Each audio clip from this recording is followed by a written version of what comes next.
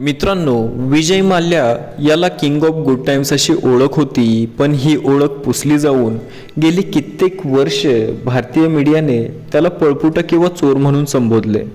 विजय माल्याच्या मते एकेकाळी भारतातील सर्वात मोठी असलेली किंगफिशर एअरलाइन्स कर्जामध्ये बुडाली. मीडियाच्या मते 9,000 कोटी माल्याने बुडवले, पण हा खरा आकडा 6,200 कोटी रुपयांचाच होता.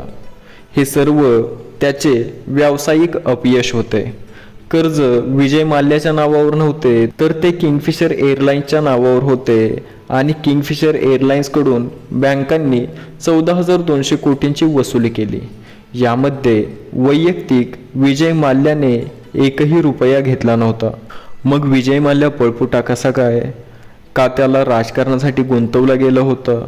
हा प्रश्न आजही अनुत्तरितच राहतो.